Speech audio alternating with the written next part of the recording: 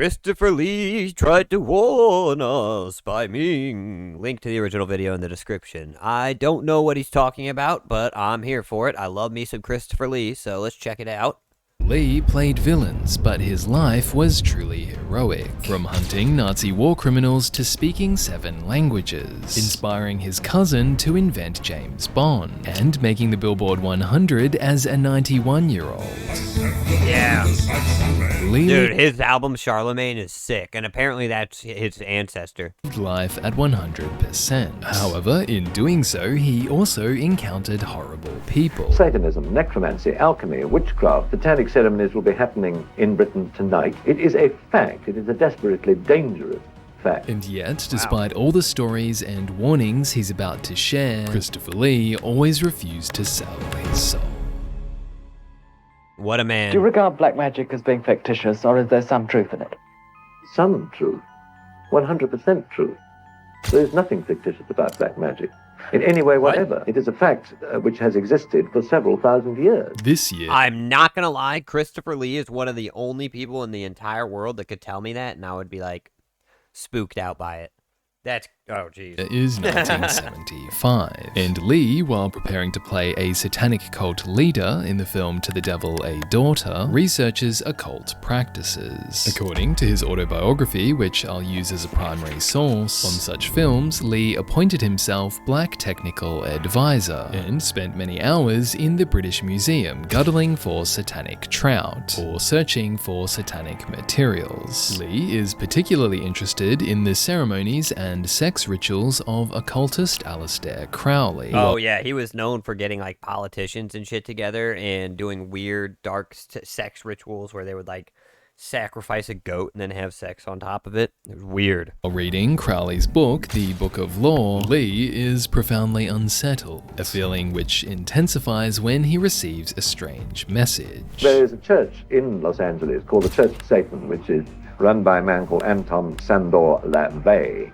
Sounds like a villain. Books, and he sent me a copy of one of these books, which was headed Regi Satanas, which means Satan is king. In this book, LaVey writes the inscription, "To Christopher Lee, a fine actor and a perfect devil." The dedication is probably because Lee has just played Lucifer in this other film, but regardless, Lee refuses to establish a relationship. I have never attended a ceremony of this kind because it is so appallingly blasphemous and so repulsive and so based Christopher Lee, dude. Oh hell yeah. Unbelievably foul. What actually happens, what people actually do, and what is done to the host, and what is done to the cup, and so on. Something I wouldn't be prepared to discuss in public. When playing evil characters on screen, however, Lee And a is gentleman. empathetic toward them because of what I've always termed the loneliness of evil. And no matter how villainous or horrible or evil or frightening they may be, there's always a certain aspect which is pitiful, which is beyond their control. It is not heresy, and I will not recant. I think it's a form of escapism. We do live in a somewhat disagreeable world in many respects, and people are constantly seeking for a way out, an exit, an escape, Such a some smart form man. of safety valve. They don't realize how dangerous it is because inevitably they start at a lower level, and then they get absolutely under the control of the bosses, because the bosses exist. They have the same ranks in the Church of Evil as they have in the good church. Lee is also drawn to villains because despite his aristocratic origins, there was always darkness in his life. At age 4, Lee's mother, an Italian contessa, divorces his father, a British lieutenant colonel. She then marries Harcourt George St. Croix Rose, a banker and the uncle of Ian Fleming, the future creator of James Bond. That's so wild. This will be important later. But for now, Harcourt George, it turns out, is a degenerate gambler. From the road, we film the flying cavalcade as they fight for the lead. When George amasses substantial debts over horse racing, Lee's mother divorces him too. At the time, Lee is only 17, and in this same year, he witnesses the final guillotine execution in France and volunteers to help Finland fight the Soviet Union. Let's make guillotines great again. In the later war. However, this war would be nothing compared to the next. So one was bound to have a few close calls during 5 years. What comes to mind is I was almost finished off when I was shaving one morning by a sniper who put that straight through my mirror. It was rather silly of me to have it because it caught the reflections of the sun, but it was close. In 1941, Lee joins Britain's Royal Air Force to fight in World War II. At first, he's sent to South Africa, where he trains in Tiger Moth planes. However, he's soon diagnosed with optic nerve failure and is barred from flying solo. That's so sad. Instead, he becomes an intelligence officer. Working for the Long Range Desert Patrol, a reconnaissance unit of the army, Lee is sent to Nazi-controlled Rome. And my job really, after the fall of the city, was to keep in touch with the members of the Italian resistance. I always wanted to fly planes too, but when I get up in like a high pressure, like up in the air, it makes my head feel like it's splitting apart.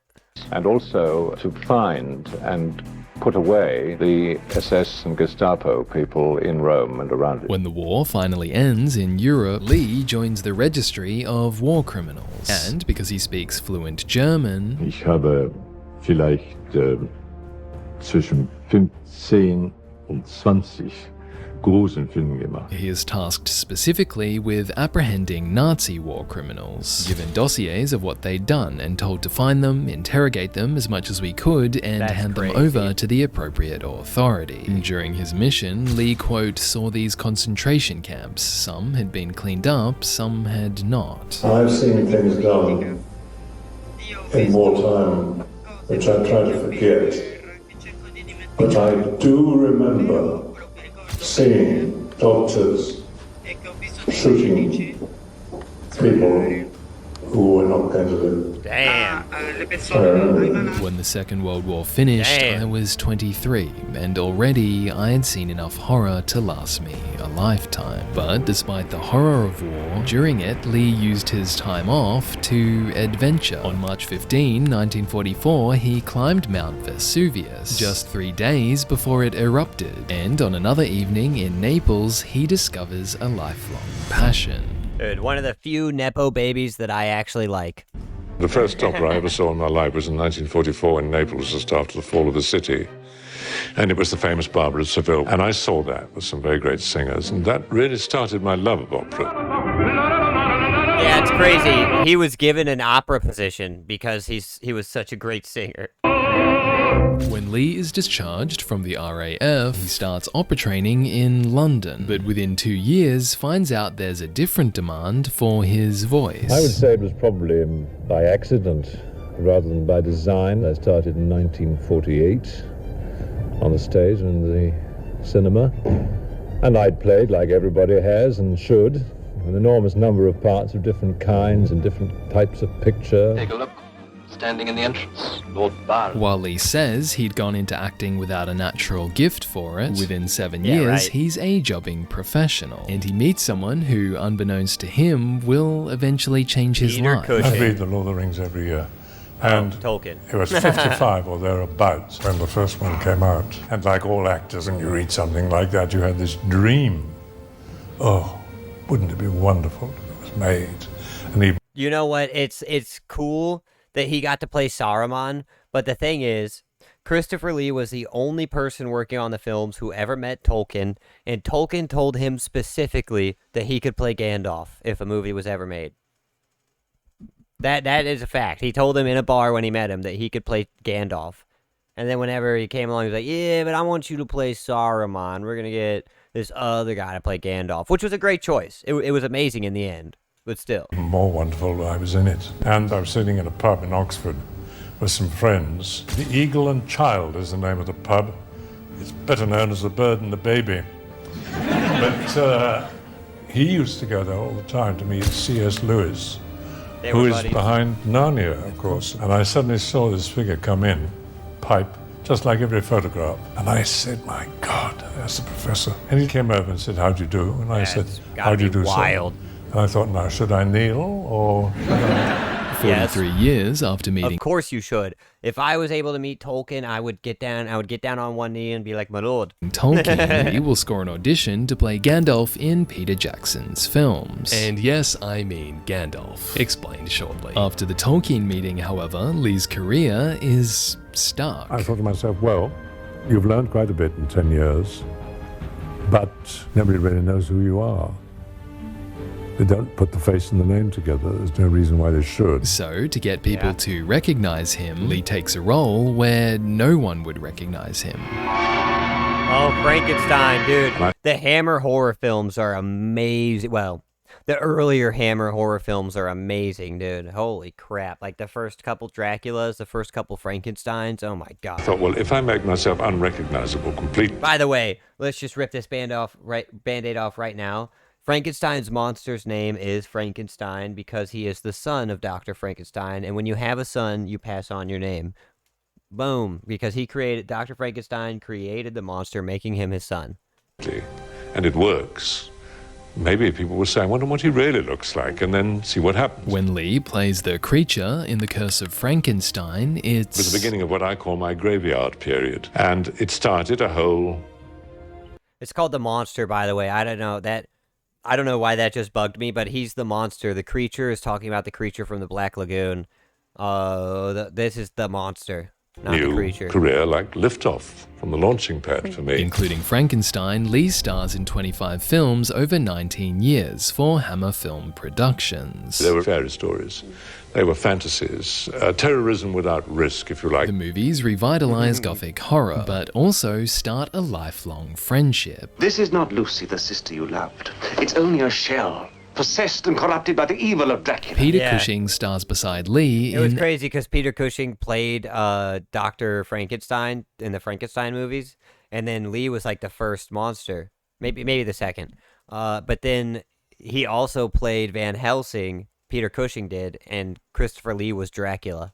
18 Hammer films, from Dracula to The Mummy and The Hound of the Baskervilles, where Lee typically plays villains while Cushing plays men of science or moral clarity. There is an unholy aura in this place. It just happened. On The chemistry, screen, it was just there from the very beginning, and the humor. You only defeated them. The occupant hasn't eaten in 2 million years. That's one way to economize on food bills. And I was a great devotee of Sylvester and the Tweety Pie. Really? And I have a gift for mimicry. I remember one day saying to Peter, I said, well, bird feed, I'm going to starve. Bird feed? I'll starve! And he completely collapsed. So from then on, we went to animated films together. And the last time I ever saw him, I brought 2 of these cartoons down, 2 of his favorites. And I waited for his reaction, and he was a dying man. Damn. And he just fell apart. However, despite Lee's friendship with Cushing, by the second Dracula film, Prince of Darkness, Lee is starting to feud with the studio. This was a great fight I used to have. Yeah, he even refused to speak the lines in one of the movies because he said the dialogue was so bad. And he wanted to quit, and he was going to, but then they literally told him, if you quit, then you're putting all these people out of the jobs, and that makes you a bad person. And so he stayed just for the people who were working on the film. The years with Hammer. Once again, based Christopher Lee. I kept on saying, why don't you use Stoker's words, Stoker's dialogue, if you like? No. So I said, I'm sorry, I'm not saying these lines. The lines were literally unsayable. They were not Bram Stoker. As a result, when you watch the second Dracula, you'll notice Lee has no scripted lines. Still a great movie. Still liked it. Following this, Hammer executives Honestly, persuade this might be funny to say, but I think that might be one of his best Dracula performances, besides for the first one. Lee to make 5 more Dracula films, urging him to, quote, think of the people you'll put out of work if you don't do it. So Lee does them. However, when he's asked to do 3 or 4 more, I turned them all down, refused to do them. And I got frantic telephone calls from Hammer. I'm on my knees begging you, you've got to do it, you've got to do it, you've got to do it. And I said, I haven't got to do it, I don't want to do it, because this is not Bram Stoker.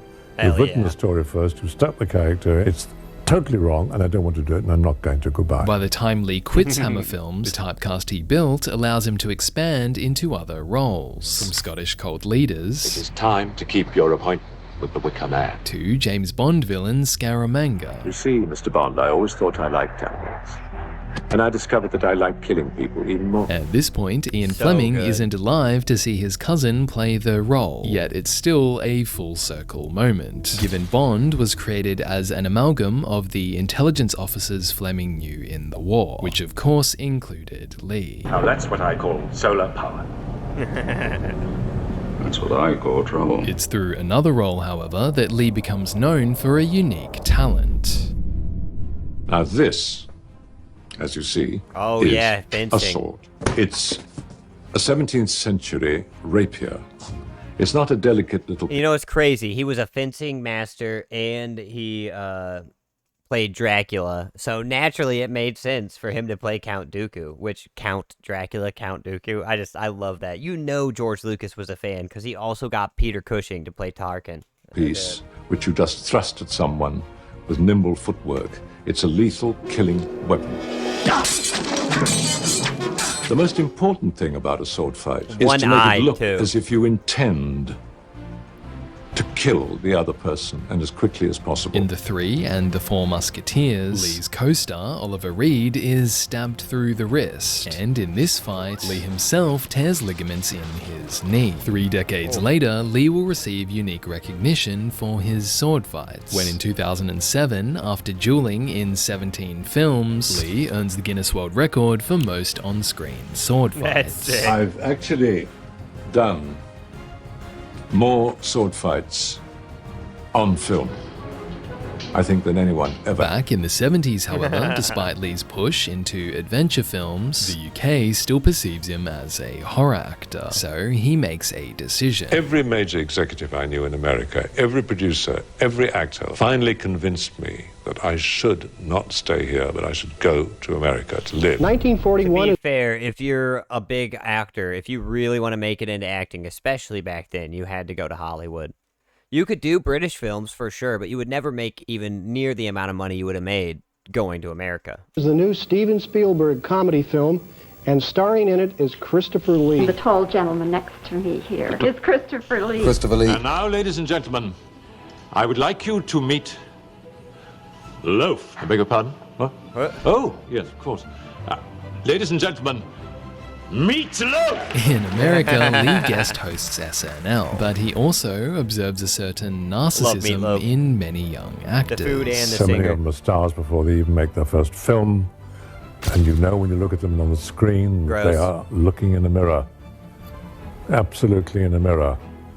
And it's beginning of a lifelong romance, because that's what they want, to be rich and famous immediately, which is terribly sad and extremely dangerous. True. The most dangerous thing that a young actor or actress can do is to believe their own publicity. In 1997, Damn. Lee takes this advice himself. Dog, that is such good advice. Oh my god.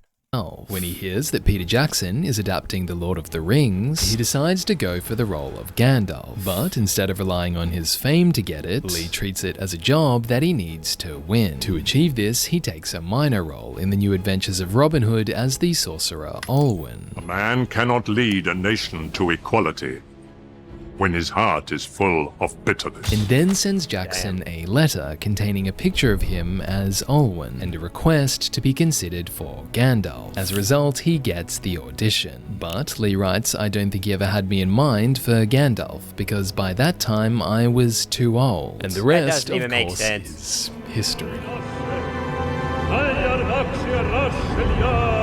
During filming, in the scene where Wormtongue stabs this is Saruman, wild. Lee famously objects to a direction 'Cause he that Peter knew, Jackson he knew what it sounded like for someone to get stabbed in the back. gives him. So I started to go into this long explanation about what sort of sound he should make when he I got will stabbed. say though, this video was called Christopher Lee Tried to Warn Us, but only like the very beginning was anything like that, and the rest of it has just been the story of Christopher Lee, which I pretty much already know, as you could tell. So kind of a bad video, realistically. I did say to Peter, have you any idea of what kind of noise happens when somebody is stabbed in the back? And I said, well, because I do. It's not, like that. It's because the breath's driven out of your body. He seemed to have expert knowledge of exactly the sort of noise that they make, and so I just said, well, you obviously know what to do, Christopher, so I'm sure you'll do it great, and he did.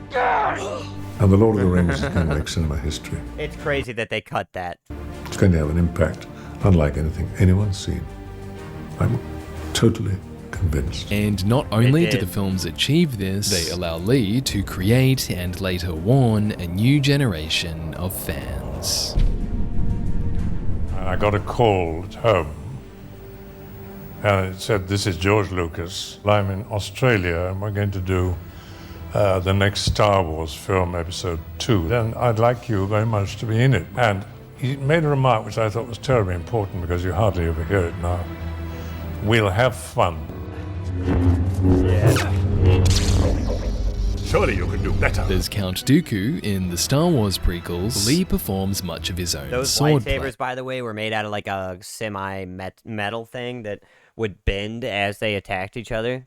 So they'd have to get like a new stick every time they did a shoot. Despite being 78 to 81 years old while filming, Lee also narrates video games. The Temple of Kashyyyk-Thul, thought to have been destroyed long ago. And acts in 5 Tim Burton movies. No son of mine is going to be a chocolatier. Yet, at the peak of his mainstream success, what a weird one movie. serious regret of my career, Lee writes, is that I never gave singing a proper shot. So, in his 80s, he does. It's fascinating for me that at this stage of my life, I suddenly find that people are beginning to look upon me as a metal singer. In 2010, Yeah, Lee that is releases wild, his symphonic dude. metal album, Charlemagne, by the Sword and the Cross. To be It fair, the tells first one he just kind of did spoken word over, but the second one he really did belt it out. story of Charlemagne, who is the ruler of the Holy Roman Empire from 800 AD and also a direct ancestor of Lee, with a striking resemblance. I am, according to the Heraldic College in Rome, through the Carandini family, actually descended from Charlemagne. In songs like That's Massacre so of the cool. Saxons, Lee sings the role of his ancestor. And his work earns him the Spirit of Hammer Award, given to people who embody the spirit of heavy metal. I would like to apologize to the band Saxon for the song The Blood of the Saxon Men. No hard feelings, I trust. While accepting the award at age 88, Lee states he's only at the start of his music career. I want to thank all of you here who have listened to a young man right in the beginning of his career. And the crazy thing is he's right. On his 91st birthday, Lee releases Charlemagne, The Omens of Death. The next year, he releases This was the better album, by the way. Metal Night, and in between, he does Christmas music, adapting songs like Jingle Bells into Jingle Hell. I sing another version.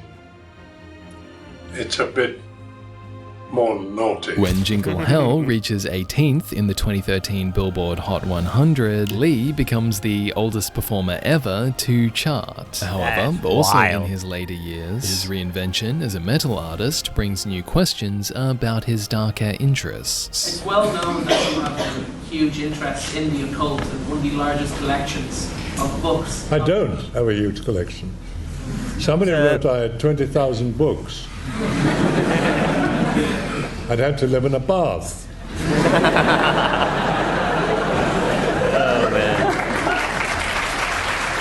I have met people who claimed to be Satanists. Oh, no worries, dude. Yeah. Tech is a pain in the ass always, so I definitely feel that. Who claimed to be involved with black magic. But as I said, I've certainly haven't been involved, and I warn all of you, never, never, never. You will not only lose your mind, you lose your soul. And when a Sith Lord, Dracula, Saruman, and the man with the golden gun tells you not to meddle in the dark arts, you... Yeah, I have problems with Warhammer 3, Warhammer 3, for that same reason, where, like, my camera will just not work nearly as well for that. listen. Fans, in fact, want to hear from Lee so much that in 2010 he starts sharing his life on his YouTube channel. And it's here, in a 2013 Christmas video, that Lee gives a heartbreaking message. The third and final film is called There and Back Again. Yeah. And in that film, he hated it, which will come out December next year, and I hope I'm around to see that. There's an immense amount of fighting, swordplay, understanding, sympathy, kindness, and I've done it. I just hope I'll see it. I know you will. You can hear just how much Lee wanted to see the film with us, but sadly... Yeah, but I remember an interview with him saying that he thought it was incredibly lame for the entire thing to be 100% green screened, and he wished that he could actually be acting. This is the last time we'll hear from him. Or maybe that was the Gandalf actor, I'm not sure. In 2009, Sir Christopher Lee was knighted for services to drama and charity. He was, in every sense, a man of the world, wrote Peter Jackson, well-versed in art, politics, literature, history, and science. He was a true gentleman in an era that no longer values gentlemen. I grew up loving Christopher Lee movies, but somewhere along the way, Christopher Lee suddenly and magically dissolved away. And he became my friend, Chris, and I loved Chris even more. This video is made with thanks to Chris, or to I, who only watched him from afar, Sir Christopher Lee. Well, I mean, it was a good, I guess, recap of his life, but the thing is, the video was called Christopher Lee Tried to Warn Us, and it basically had nothing to do with that. So for that reason, it was a bad video, and I did not like it.